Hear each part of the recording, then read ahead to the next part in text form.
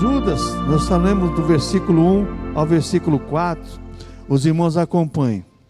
Diz assim a palavra do Senhor: Judas, servo de Jesus Cristo e o irmão de Tiago, aos chamados queridos em Deus Pai e conservados por Jesus Cristo, a misericórdia e a paz e o amor vos sejam multiplicadas.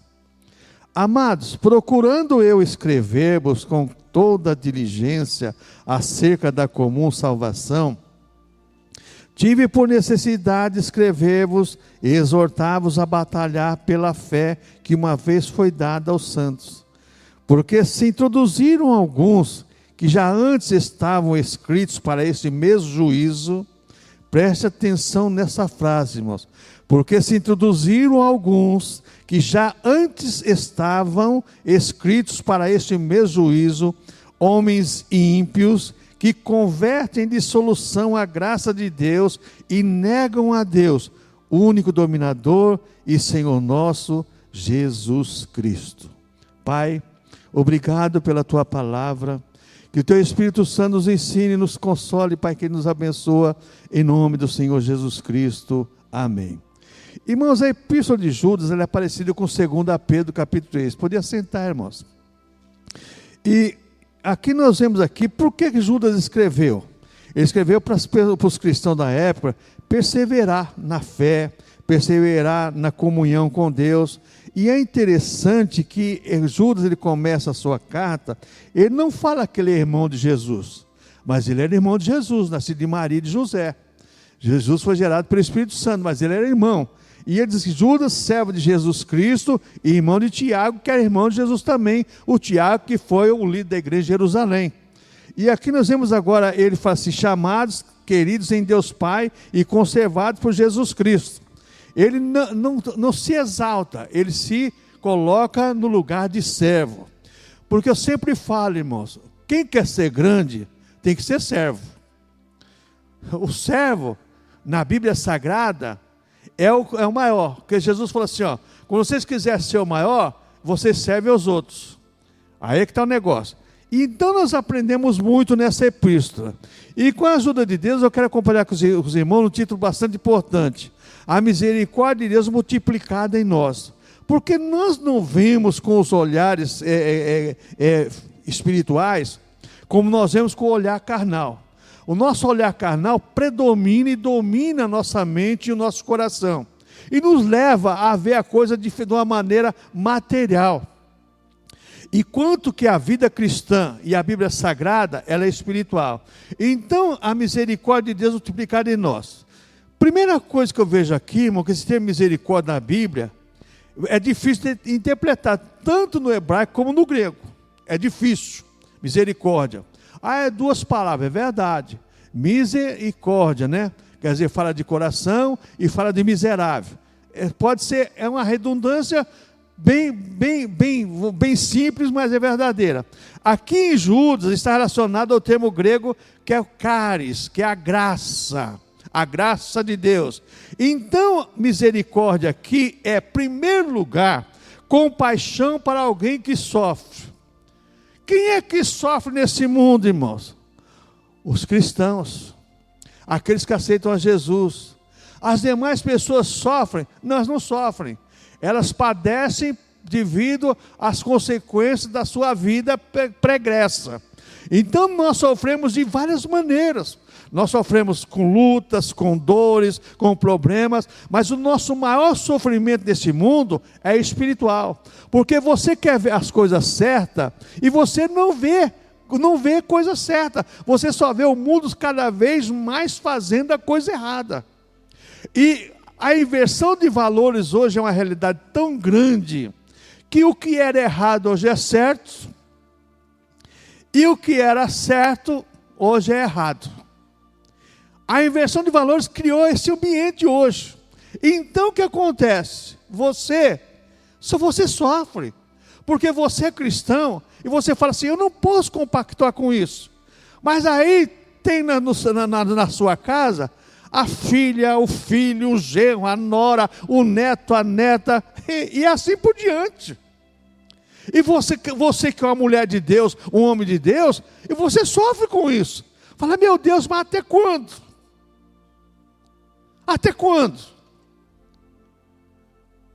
Só Deus para ter misericórdia de nós. E Judas, ele começa a escrever exatamente, falando sobre essa questão da misericórdia de Deus. Então a misericórdia aqui, em primeiro lugar, é compaixão para alguém que sofre.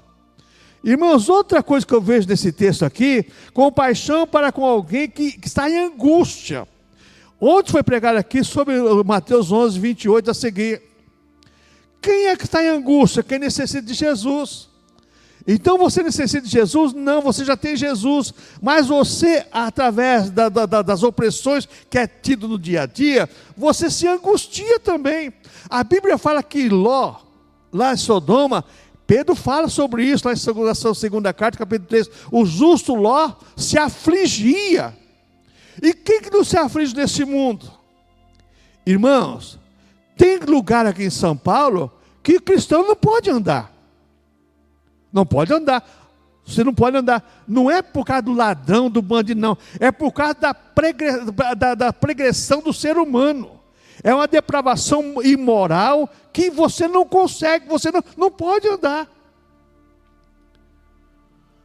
Eu duvido que algum cristão realmente, não estou falando crente, porque crente está cheio. Ele consegue sexta-feira à noite, aí para próximo Tatuapé, ou lá na Major Sertório, lá do Aroche, andar ali. Eu duvido. Se ele não vai sair de lá, no mínimo triste e aborrecido. Por que isso? Porque nós vivemos em outro mundo, irmãos. Nós vivemos nesse mundo, nós não convivemos com esse mundo. Então, a não convivência nossa, que é a parte espiritual, nos aflige. E só quem pode suprir isso em nós é o Senhor Jesus Cristo, através do Espírito Santo, que atua em nós, nos direcionando, levando a Cristo. Compaixão para alguém que está desesperado. Então Deus, Ele olha para nós, igreja, e vê uma igreja desesperada. Maranata, ora vem Senhor Jesus. Mas Deus vai ouvir a oração da igreja? Deus sempre ouve a oração da igreja. O dia e a hora já está programada por Deus. Ele não vai antecipar, nem vai atrasar. Vai ser no plano eterno dele. Ele vai buscar a sua igreja. Mas nós temos que clamar ao Senhor, porque nós estamos em desespero. O mundo está colocando a sociedade cristã hoje, não estou falando sociedade humana, a sociedade cristã hoje, o mundo está colocando a sociedade cristã hoje de uma maneira desesperada, porque você não sabe o que vai acontecer na semana seguinte, com nós igreja. Está aí o que está acontecendo aqui, vizinho nossos aqui. Viu o rapaz que mataram os Estados Unidos lá, porque estava pregando a palavra do Senhor? Ô, irmãos, os pastores que são queimados vivos em alguns países aí, será que nós não ficamos desesperados com isso? E se isso acontecer conosco aqui? Ah, pastor, mas no Brasil não vai acontecer. Deus ajude que não. Deus ajude que não. Mas, irmãos, o que tem de cabeça oca, só Deus para ter misericórdia. Outra coisa, quando a gente olha essa questão aqui, da misericórdia de Deus aqui, a palavra misericórdia está relacionada ao grego caris, que é graça, é compaixão para alguém que sofre, que está angustiado, desesperado, compaixão para aqueles que estão em dúvida, em dívidas e não podem solicitar tratamento favorável a si. Eu estou em dívida com Deus, então Deus tem compaixão de mim, compaixão da igreja. Por quê? Ele sabe que nós somos pecadores, somos falhos. Ele estende as mãos para nos abençoar, estende as mãos para nos levantar. Esse é o nosso Deus. Porque se não fosse a compaixão de Deus, o que é compaixão? É sentir o meu sentimento que alguém está passando. Compaixão não é simplesmente, eu estou sentindo o coração, não. É sentir o que a pessoa está sentindo. Chorar com os que choram, se alegra com os que se alegram. É ruim. É ruim. Não, mas é assim mesmo que a Bíblia fala. Compaixão é isso. Você chorar com os que choram e se alegrar com os que se alegram. E por último, Mateus 5,7 diz: bem-aventurados misericordiosos, porque eles alcançarão o quê? Misericórdia. Nós, igreja, irmãos, se exercermos a misericórdia, que é a compaixão por aquelas pessoas que estão sofrendo, que estão oprimidas, falar de Jesus para elas, evangelizar, nós vamos ser bem-aventurados, ser mais que felizes, porque quem nos traz felicidade é Deus, através do Espírito Santo, da palavra dele. Irmãos, nós não podemos negar que ontem tivemos um culto abençoado, hoje uma escola bíblica abençoada, que Deus falou conosco, que Deus esteve conosco. Então isso é o quê? Compaixão de Deus por nós, igreja. Porque o dia que Deus deixar de falar, como a Bíblia diz, que andarão de cidade em cidade buscando a palavra de Deus e não vão encontrar, aí as pessoas vão sentir falta da palavra de Deus e falta das igrejas. Porque isso vai acontecer, está escrito, vai se cumprir. É profecia que tem que ser cumprida. Andarão errantes, cidade em cidade buscando a palavra, mas não vão encontrar. Por quê? A igreja foi arrebatada e Deus levou os seus escolhidos. No versículo 2 aqui, Judas fala agora, irmãos, a misericórdia, a paz e o amor vão ser multiplicados. Misericórdia, quer dizer, a misericórdia é a compaixão de Deus. Mas agora ele fala a paz. Quem é que multiplica a paz em nós, irmãos? Quem multiplica a paz em nós? Somente a pessoa, bendito Senhor Jesus Cristo. A Bíblia fala, lá em Romanos capítulo 5, justificado, pois, mediante a fé, temos paz com Deus. O cristão é alguém que tem paz, mas Judas fala assim, ele deseja que essa paz seja multiplicada. Por que isso? Eu estava pensando, por que isso? Porque ele sabe que se você não tiver reserva nessa paz, você não vai conseguir vencer as afrontas. Porque tem hora que você, como cristão, tem que dar vontade de pedir 5 minutos para Jesus, mas não pede nem meio segundo. Né? Não, você tem que ter paz multiplicada para você aguentar e ficar quieto. Para você não responder à altura. Porque dá vontade de responder à altura, mas você é cristão, tem paz, então aí que entra a questão do fruto do Espírito Santo. Você tem um equilíbrio, você tem uma racionalidade superior à das pessoas. Então, no grego, que é fetuna, essa palavra aqui, significa literalmente com abundância, multiplicada. Quer dizer, junto fala assim, eu desejo que Deus dê para vocês abundância de paz. Irmãos, se Deus não fizer isso em nossas vidas, em nossos lares, irmãos, eu não sei o que vai acontecer com a igreja. Não sei. Porque as lutas são constantes, e cada dia mais e mais vai se vamos dizer assim, acrescentando. E Judas fala que a misericórdia e a paz e o amor vão ser multiplicados. Então, no grego, essa palavra multiplicada, quer dizer, fetuno significa literalmente com abundância, paz com abundância. Quem dá a paz com abundância? Jesus Cristo. Dê-vos a paz, a minha paz vos dou, não vos a dou como o mundo a dá. O mundo não tem paz para dar para ninguém, não, irmãos. Mas Jesus tem paz para nos dar e pode nos dar paz multiplicada. É somente nós pedimos a Ele. Outra coisa, irmãos, ao nos aproximarmos de Deus, isso é multiplicado pelo Espírito Santo. Então o Espírito Santo conhece a cada um de nós, conhece as nossas fraquezas, conhece as nossas necessidades e vai nos dando paz. Você sabe que, por que acontece tanto suicídio? Por falta de paz. Porque acontece tantas desgraças, mortes e assim, falta de paz. A paz, ela dá equilíbrio no emocional da pessoa. E uma pessoa com paz, ela é uma pessoa completamente equilibrada. Eu já contei para os irmãos aqui do irmão Manuel, não esqueço nunca. Ele evangelizava uma pessoa, a pessoa era endemoniada. E o cara trabalhava com empilhadeira, passou em cima do pé dele por propósito. O Manuel estava varrendo assim, com o pé assim, ele veio com a empilhadeira, passou com a carga de bloco de caminhão fundido, mais de 1.000 quilos passou em cima. do pé do Manuel. E o Manuel com a vassoura falou assim: Jesus te ama, Ele quer te salvar. Eu chorei, irmãos. Eu chorei, falei: meu Deus do céu, o cara fez isso por ele, e ele ainda fala: Jesus te ama, te quer salvar. Aí é paz de Deus realmente. É isso que Jesus está pedindo, porque esses cristãos aqui não estavam suportando, irmãos, as heresias, os falsos ensinos, e tantas coisas mais estavam acontecendo na igreja.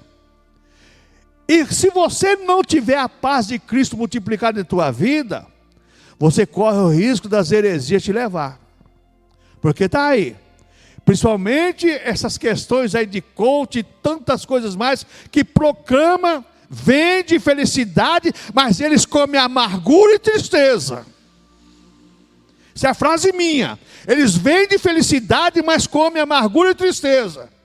Larga de mulher, casa com uma, casa com outra, e tantas coisas mais. O Deus deles é o dinheiro. Então, ao nos aproximar de Deus, isso é multiplicado pelo Espírito Santo. Ao aproximar de Deus, surge como fruto do Espírito Santo. Então, o que é o fruto do Espírito Santo? Você vai lá em Gálatas capítulo 5, é paz, amor, benignidade, bondade. Então, isso é fruto do Espírito em nós. Quem dá isso para nós? É Deus. E Judas está orando para os irmãos, exatamente, a misericórdia, a paz e o amor, ou seja, multiplicado. Agora vem o amor. O que é amor, irmãos? O amor de Deus, a Bíblia fala que o amor de Deus, Ele guarda os nossos corações, simplesmente livre de nós pecarmos, o amor de Deus. Qual é o maior amor de Deus? O maior amor de Deus é o Senhor Jesus Cristo lá na cruz do Calvário. Esse é o maior amor de Deus. E nós muitas vezes falamos de amor como sentimento de coração. Não, amor é sentimento de alma, de gratidão. Eu amo a Jesus porque Ele me amou primeiro. Não é porque eu amei Jesus, não, Ele me amou primeiro, se entregou por mim na cruz, morreu por mim, me salvou e me chamou, me resgatou, como foi louvado, me chamou, ainda me chamou, Ele fez tudo por mim e ainda me chamou ainda. Esse é amor. E quantas pessoas não mereciam isso?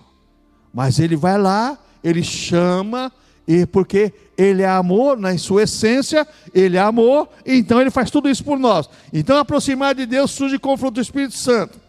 A paz aumentada. Essa paz aumentada, você vai ver aqui que essa paz aumentada, ela tem no Novo Testamento o mesmo sentido de shalom. Por quê? Essa paz no grego, que é eirine, você vai sentir exatamente isso, que é a paz aumentada, que tem o mesmo conteúdo de shalom, que é paz de Deus. Tem esse mesmo significado espiritual. Essa paz não é algo que é um símbolo, como da ONU, símbolo da paz, a pombinha branquinha lá, né? Essa paz não é assim não, irmão, não é um símbolo. Essa paz realmente tem um significado espiritual. É aquilo que Deus coloca lá dentro de você, através do Espírito Santo, e você expressa com atitudes e gestos essa paz. Como já disse, porque senão, meu amigo, você vai retrucar a altura. E a Bíblia diz que quando um não quer, dois não brigam, né? O sábio Salomão, mais ou menos, diz sobre isso aí lá em Provérbios, lá, que faltando contenda, não sendo contendioso, não existe contenda. Então, tem esse mesmo significado espiritual. Paz é remoção da inimizade contra Deus. Você é inimigo de Deus, agora você tem a paz de Deus, você se torna amigo de Deus. Agora, como eu posso ser amigo de Deus, se eu não tenho essa paz aqui multiplicada em minha vida? Como eu posso ser amigo de Deus? Quem Deus chamou de amigo? Abraão. E tinha um monte de defeito, hein? Abraão mentiu. Abraão fez um sacrifício. Quando você vê que ele reparte aquelas novilhas lá para prestar o culto a Deus, ele fez um culto ali, firmado no que ele conhecia, nas oferendas aos deuses que ele conhecia, esperando Deus passar ali. Só que ele simplesmente se equivocou, que daí a pouco veio o fogo lá de Deus, e aí a outra história, consumiu. Então, tem o significado espiritual, é a remoção da inimizade contra Deus. Deus olha para nós agora, não mais como inimigos, mas como amigo. Jesus falou sobre isso: serei meus amigos, se fizerdes que vos mando. Aí é que surge a questão: obedecer ao Senhor Jesus Cristo, aproveitando a ocasião. Domingo é dia do Senhor, né? Para algumas pessoas, nem para todos. Nem para todos. Porque dia do Senhor é fazer a vontade do Senhor, não é a minha. Como é dia do Senhor eu faço a minha vontade? Qual é a vontade do Senhor? Tem quem trabalha, tem que trabalhar, quem trabalhar. Mas é dia do Senhor, eu estou em casa, é adorar e bendizer o nome do Senhor. Agora as pessoas trocam o dia do Senhor por outra coisa. É o dia do Senhor. Não, é o seu dia. Bom, paz no homem é fruto da obra expiatória de Cristo. Cristo fez a obra expiatória. Agora ele se quebra essa inimizade contra Deus e leva o homem para Deus. Então o homem agora se torna amigo de Deus. Paz de Cristo é a força propulsora que deve mover o corpo de Cristo aqui. Essa paz de Cristo realmente, eu fico às vezes achando interessante, a pessoa fala: paz e graça, amém, amém. Mas Jesus sempre falou, quando chegou para os discípulos, como que Jesus saudou os discípulos? Paz seja convosco. Graça é favor imerecido, resumidamente. Paz é dádiva de Deus para nós seres humanos. A graça é um favor que nós não merecíamos. E paz e graça, quer dizer, eu dou paz, mas você não merece. Presta atenção nas coisas, irmãos. Eu falo, paz do Senhor, tudo bem. Mas, sabe, tem umas colocações que as pessoas querem inovar. Ah, mas a Bíblia fala. Mas a Bíblia fala: a paz e a graça de Deus seja multiplicada. Aí é diferente. Então, outra coisa que nós vemos aqui, irmãos, caridade, aqui você vai ver aqui em algumas traduções de caridade, o amor, seja multiplicado. O amor é, veja bem, o agapao, o ágapo, né, como algumas pessoas dizem, ele é o amor somente Deus tem, que é aquele que dá o seu filho em favor de nós. Nós conhecemos vários tipos de amor, mas o amor que Deus dá é o amor do dever religioso, para amar uns aos outros. Nós somos o corpo de Cristo. O amor passa a existir no cristão na experiência da sua comunhão com Deus. Se eu não tenho comunhão com Deus, se eu não tenho vida com Deus, jamais eu vou ter o amor de Deus. Jamais. O amor de Deus nos constrange e nos faz pessoas a sentirmos compaixão das pessoas que sofrem. Irmãos, presta, não é ser crítico, irmãos, é ser analítico dentro daquilo que estão propondo aqui. Para que a igreja quer dinheiro? Se não for para ajudar as pessoas, para comprar fazenda, para comprar avião, para comprar barco para ir pescar. O cara coloca aí na mídia ainda, comprei um barco, não sei quantos pés, que eu nem sei o que é isso, né? Para ir em alto mar pescar com os meus discípulos. Ô irmãos, eu não tenho nada a ver com isso, mas eu acho isso uma falta de respeito. Eu acho isso uma falta de respeito. Pegar dinheiro do povo para comprar barco para ir pescar, tudo bem, só que você vai dar conta para Deus, que a igreja, veja bem, o dinheiro é da igreja. Então, veja bem, o que nós vemos aqui? O amor é fruto do Espírito Santo em nós, trouxe novamente a comunhão de Deus, nós temos agora esse amor de Deus. O amor é o atributo da essência de Deus estendida a nós. O amor é o atributo da essência de Deus estendida a nós, porque Deus é amor em essência. Então Ele concede para nós o amor, como fruto do Espírito Santo, que habita em nós, cristãos, agora para exercer o amor. Amor não é expressão labial, amor é sentimento, é atitude.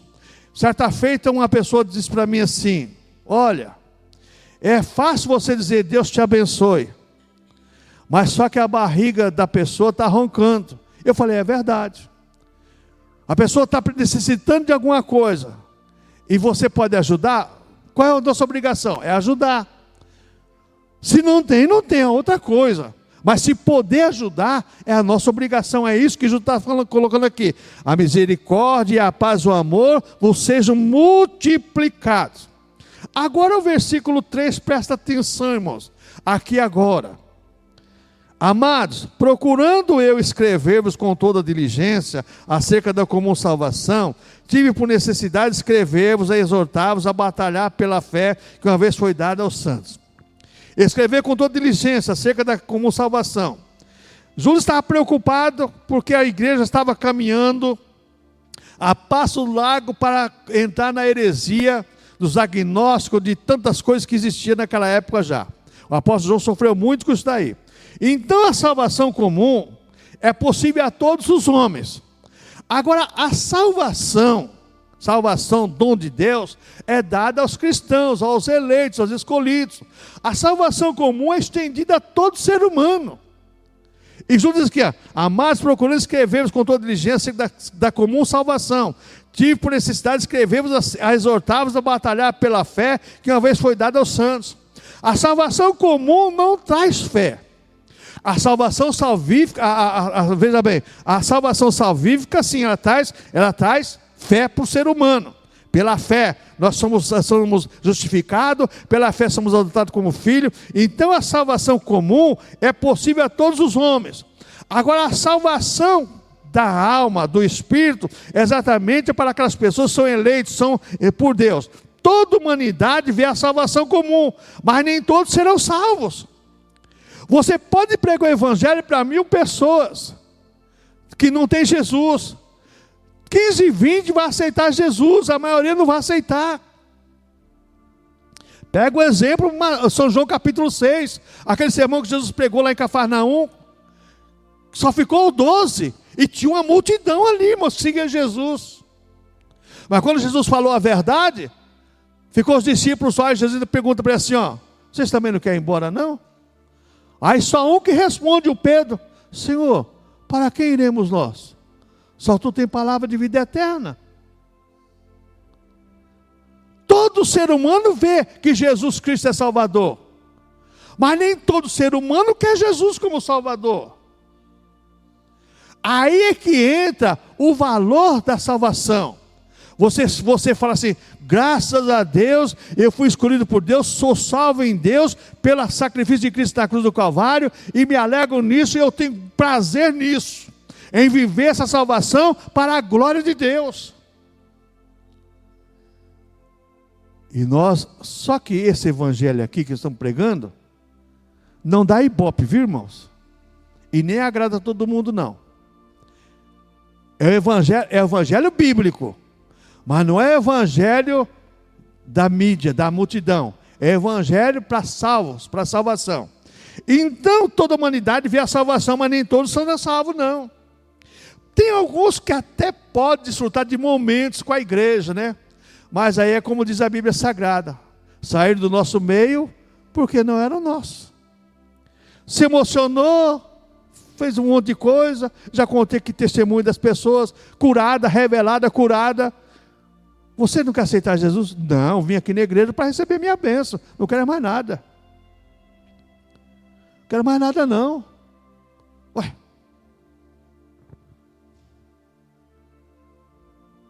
O ser humano, irmãos, Ele não entende isso, só entende isso os cristãos. E Judas está escrevendo exatamente para nós. Epístola universal é para nós. Epístola universal do apóstolo Judas, que era irmão do Senhor Jesus Cristo. Então a salvação comum é ofertada a todos. Salvação eficaz é invocada pelo nome do Senhor Jesus Cristo. Romanos capítulo 10, versículo 13. Coloca para nós Romanos 10, 13, para você ver a diferença da salvação comum e a salvação eficaz. Porque todo aquele que invocar o nome do Senhor será salvo. Veja bem, eu vejo a salvação, mas não invoco o nome de Deus. Invocar é mais do que pedir, é clamar. Clamar com insistência, clamar por necessidade. Clamar por necessidade, eu necessito um Salvador, eu preciso, mas Deus não sente compaixão, sente na angústia, no sofrimento, no desespero, tudo isso Deus sente. Só que Deus, Ele está oferecendo aqui para nós uma maneira de viver diferenciada do mundo. Então agora nós aprendemos irmãos, sobre essa questão, o Judas exorta a batalhar pela fé que uma vez foi dada aos santos. Batalhar pela fé. Olha, tive por necessidade de escrever-vos, exortar-vos a batalhar pela fé que uma vez foi dada aos santos. Por que batalhar pela fé? Eu sempre falo, irmãos, salvação é de graça. Agora, você cuidar desse presente não é fácil. Não é fácil. É de graça. A salvação é dada para você de graça. E você não perde ela. Você simplesmente despreza ela. Vai ter uma outra coisa colocada pelo adversário que vai fazer você deixar a salvação para escolher outra coisa. Então, Judas está escrevendo para as pessoas exortar a batalhar pela fé que uma vez foi dada aos santos. Jesus está falando assim, vocês têm que perseverar, vocês têm que seguir as normas, se você seguir o ensinamento de Cristo, os ensinamentos dos apóstolos já tinha na época. Por quê? Porque exige de nós um sacrifício de louvor e adoração, como diz Hebreus capítulo 13, versículo 15. Fala sobre isso. Que Deus quer ouvir dos nossos lábios sacrifício de louvor, adoração. Portanto, oferecemos sempre por Ele a Deus sacrifício de louvor. Isto é o fruto dos lábios que confessa o seu nome. Como é que eu vou confessar Jesus se não for com meus lábios? Como é que eu vou expressar meus sentimentos se não for com meus lábios? Então, a salvação, a fé salvífica, não é a fé natural, não. É a fé dada por Deus, que você invoca a Deus, clama a Deus, exorta a Deus, e você tem prazer de estar na presença do Senhor. Lembra do irmão Josué, lá quando estava no deserto? O que a Bíblia diz lá? Você começa a ler lá, o livro do Êxodo, a partir do capítulo 33 lá. A Bíblia fala que Moisés, o povo estava tão contaminado no deserto, que Moisés tirou a tenda do meio do povo e colocou fora do arraial. E a Bíblia fala que quando Moisés saía para ir na tenda, a nuvem de Deus seguia ele, lá cobria a tenda. E quando ele saía da tenda, o rosto dele resplandecia. E ele colocava um véu para as pessoas não verem que quando ele saísse de lá, aquela transfiguração dele se apagava. Que Paulo coloca lá em 1 Coríntios capítulo 10. E não são como Moisés, aliás, capítulo 3, de 1 Coríntios. Não são como Moisés que punha um véu para que não apagasse a glória resplandecente. Então Moisés, ele ia lá, quando saía o seu rosto resplandecia, ele colocava o véu. Mas a Bíblia fala que Josué não se apartava da tenda. Ele tinha prazer em ter comunhão com Deus. É isso que Judas está colocando aqui. Prazer em ter comunhão com Deus. Eu tenho comunhão com Deus na minha casa. É verdade. Você tem comunhão com Deus no seu trabalho. Você tem comunhão com Deus em todo quanto é lugar. Mas comunhão aqui é koinonia. É o corpo de Cristo unido, adorando e glorificando ao Senhor. Porque já existia uma debandada. Por que foi escrita a Epístola aos Hebreus? Os irmãos são estrangeiros e peregrinos. A perseguição, nem todo mundo aguenta não. Começa, cair fora. O esfriamento espiritual vem, muitas pessoas deixam ser contaminadas. Ah, irmãos, você viu fulano de tal? Irmãos, cuide da sua vida espiritual. Não olhe para a direita e para a esquerda, não. Vai em frente, siga em frente. Eu sempre falei e vou continuar falando. Eu sou teimoso, vim até aqui, eu vou até o fim. Retroceder por quê? Ah, mas Cristo não deu. Não, não deu, mas Ele pode dar. Eu não sei se é hoje que Ele vai dar, se é amanhã, se é o ano que vem. Eu só sei que Ele vai dar. Então, veja bem, a fé salvífica não é a fé natural, não. A fé salvífica é comunicada pelo Espírito Santo e incorporada no cristão. Dá certeza que você é salvo. Dá certeza que você tem comunhão com Deus. Paulo fala isso em Romanos, capítulo 8. E o mesmo Espírito testifica com o nosso Espírito que somos filhos de Deus. O mesmo Espírito testifica com o nosso Espírito que somos filhos de Deus. Mesmo no momento de luta, de dor, de tantas coisas, você fala assim, eu sou filho de Deus. E se eu sou filho de Deus, essa situação pode mudar a qualquer momento. A fé salvífica no cristão gera um modo de vida diferenciado. Porque existem tantas igrejas, tantas coisas. Eu sempre falo, hoje o cristianismo está de uma maneira que é como você ir no mercado. Você escolhe lá, você chega na prateleira lá, você pega refrigerante, tudo quanto é cor e gosto que você quiser. Você pega desde o diet lá, você vai escolher o refrigerante que você quer. Chega no lugar de suco, então é a mesma coisa. Igreja para tudo quanto é gosto. Mas o cristianismo verdadeiro, como o Judas colocou aqui, irmãos, já naquela época estava contaminado, e no século XIX, no século XX, aquela debandada que Deus mandou um avivamento, foi muito bom, e trouxe algumas coisas boas, mas no final do século XX, entrada do século XXI, começou novamente a debandada da vida espiritual dos cristãos. Eu pensei que essa pandemia que aconteceu em 2020 e 2021 ia trazer um reavivamento das igrejas, mas pelo contrário, aumentou o número de desigrejados e achando que está certo ainda. E nós vamos ver que Judas trata desse assunto mais para frente. Então a fé salvífica no cristão gera um modo diferenciado. Fé salvífica gera amor e pureza na vida do cristão. Ele tem amor pela salvação, então ele procura se guardar, se preservar. Por que existem tantos escândalos, irmãos? Porque as pessoas não procuram se preservar. Deixa rolar. Não é assim a vida cristã, não, irmãos. A vida cristã, nós temos deveres e obrigação. Nós vivemos numa época que existem muitos direitos. Todo mundo quer direito. Mas e as obrigações? Você entra numa empresa multinacional, você tem um monte de benefícios. Olha, a empresa faz para você, ó, isso aqui, você tem isso, você tem aquilo outro, você tem tudo. Só que agora entra a parte da empresa. Agora você vai conhecer o que a empresa exige de você. Pontualidade, assiduidade, tantas coisas mais. E agora você, bom, isso aqui para mim já... Então, é complicado, irmãos. A mesma coisa é o cristianismo. Deus dá tudo de graça. Salva você, batiza com o Espírito Santo, dá a palavra, dá tantas coisas mais, só que Ele exige um compromisso de fidelidade com Ele. Ele exige um compromisso. Nós temos que ser compromissados com Deus. A parte dele Ele faz. Mas a nossa que tem que fazer somos nós. E não esperar pelos outros, não. Então, batalhar pela fé é tomar decisão firme que vem pelo novo nascimento. Batalhar pela fé é tomar decisão firme que vem pelo novo nascimento. Se eu nasci de novo, sou nova criatura, como Paulo fala lá em Coríntios, as coisas velhas para trás ficam, tudo se fez novo. Então vou batalhar pela fé. Tomo essa decisão firme, sou cristão, eu vou prosseguir. Não importa o que está do meu lado. O importante é que eu tenha convicção na minha mente que eu tenho um compromisso de fidelidade com Deus.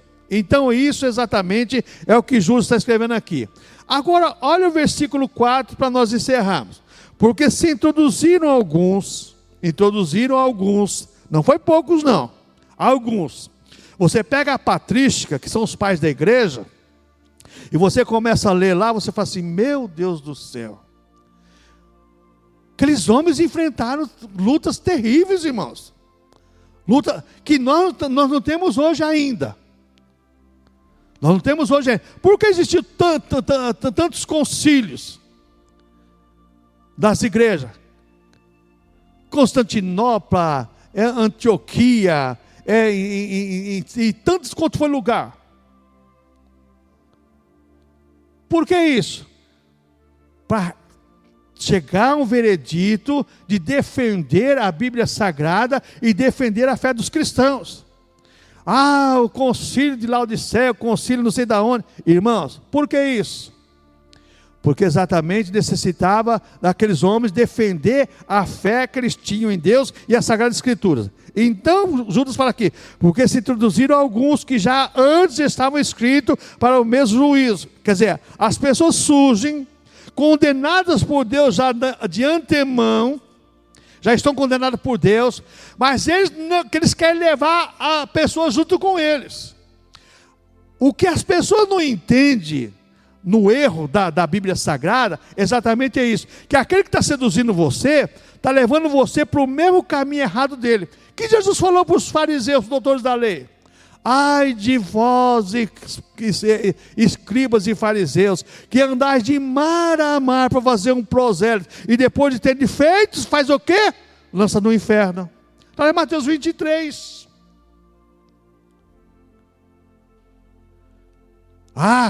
Ele vai para o inferno, eu vou ser salvo. Você está seguindo ele? É por isso que nós temos que seguir a Cristo, seguir o Evangelho, os ensinamentos do Evangelho. Não é seguir ideologias humanas, não, irmãos. Metodologias humanas, não. É seguir o Evangelho de Cristo. É isso que nós temos que aprender.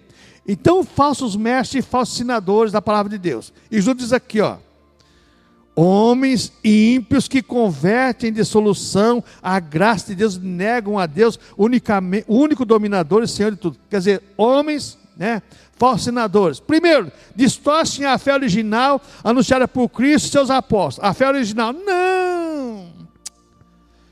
Quantas vezes eu ouvi isso? Eu ouvi isso. Pastor Pedrosa, mas você foi lá no passado. Rapaz, os tempos hoje são outros. Aí eu só falo assim, mas meu Deus continua o mesmo, e a minha Bíblia continua a mesma. Não mudou nada. Não, Pedrosa, mudou, os tempos mudaram. E Deus mudou? Se a Bíblia diz que Jesus é o mesmo ontem e hoje será eternamente. E eles querem fazer você entender que você está errado. E se você não estiver firme na palavra de Deus, você cede. Se você cede, então, distorce a fé original, anunciada por Cristo pelos apóstolos, converte solução à soberana graça de Deus. É uma confusão de graça salvadora, de graça salvífica para todo mundo, a graça é dada para todo mundo, a salvação é para todo mundo, é oferecida a todo mundo, mas nem todo mundo é salvo não, nem todo mundo aceita a salvação não. Outra coisa, uma dissolução aqui, é orgia sexual sem freio. Quando Judas escreveu isso aqui, se você pegar no original, no grego, você vai ver que é uma orgia sexual sem freio. O que está acontecendo no mundo hoje, irmãos? Descambou de uma maneira. Esses dias eu ouvi uma pessoa falando no rádio, pessoa falando sobre, existe não sei quantas categorias de ser humano hoje, acho que é 6 ou 8. É 6 ou 8. Macho, fêmea, não sei o quê. É 6 ou 8 categorias. Falei, Jesus querido, Deus só criou homem e mulher. E você vê, pessoa culta, pessoa esclarecida. Fala, meu Deus, como a coisa descambou de uma vez. E Judas está falando sobre essa questão. Libertinagem. Você tem liberdade, desde que o seu coração não te condena, a tua mente te condena, você tem liberdade, livre-arbítrio, fazer o que você quiser.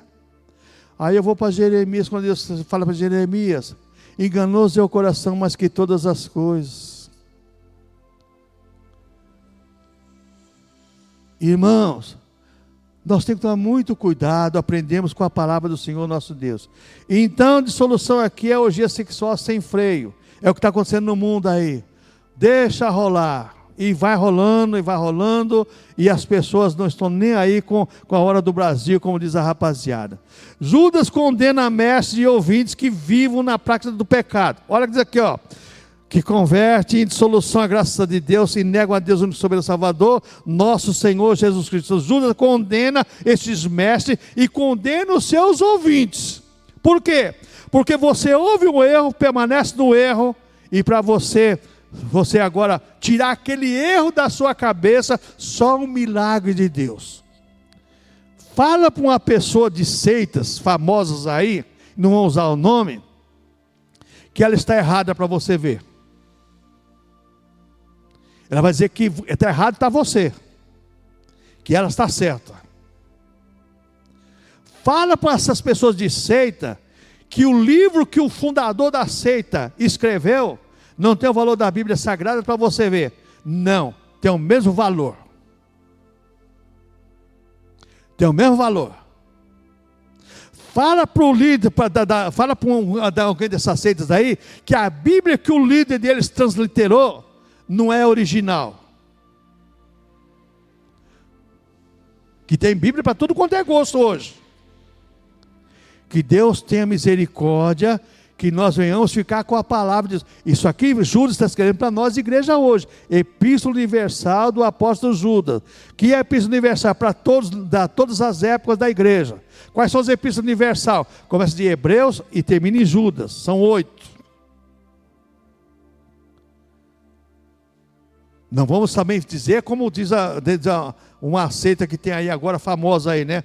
Só existe 8 livros na Bíblia Sagrada para você estudar e crer. São as 8 epístolas universal. O resto é histórico. Cuidado com isso também. Concluindo, irmãos, em toda a Bíblia Sagrada é exigido do cristão uma posição diferenciada e concreta, correta. A Bíblia exige do cristão uma posição diferenciada e correta, concreta. Por que isso, irmãos? Porque Deus, quando chamou Israel, tirou do cativeiro do Egito, o que Deus, lá em Êxodo capítulo 19, falou para aquele povo? Farei de você nação particular. Vocês vão ser para mim o povo escolhido. Está lá em Êxodo capítulo 19. Vocês vão ser testemunha. O que Jesus disse para a nossa igreja? E semeeis as minhas testemunhas. O que é testemunha? Seguidor. Você está testemunhando daquilo que você ouviu e você creu que é a verdade, que é a realidade. Você está testemunhando de Cristo. Então o cristão, é exigido dele uma posição. Ele tem que ter com convicção. Outra coisa, irmãos, em toda a Bíblia Sagrada, exigido do cristão, o fruto da salvação. Jesus falou que pela árvore se conhece o fruto, pelo fruto se conhece a árvore. Qual é o fruto que nós estamos dando para esse mundo, irmãos, como igreja? Os escândalos maculam a igreja e maculam os cristãos. Todos nós entramos num pacote só. Esses dias um pastor colocou no grupo, coitado, é o senhor bem idoso, e aqui na Grande São Paulo, hein? Foi no banco lá e o pessoal largando chinelo, né? No Bolsonaro e nos crentes, que esses crentes nenhum presta, não sei o quê.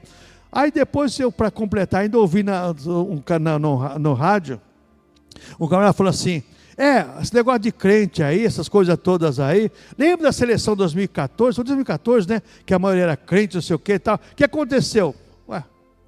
Aconteceu. Perderam a Copa do Mundo de 7 para a Alemanha, não sei mais o quê. Foi 2014, né? 2014, que eu nem não sei. Aí eu falei assim, interessante, quer dizer que os crentes é culpado da seleção perder também. Faltava mais nada, né? Faltava mais nada agora. Até nisso os crentes é culpado agora. Os caras não jogam a bola e os crentes é culpado.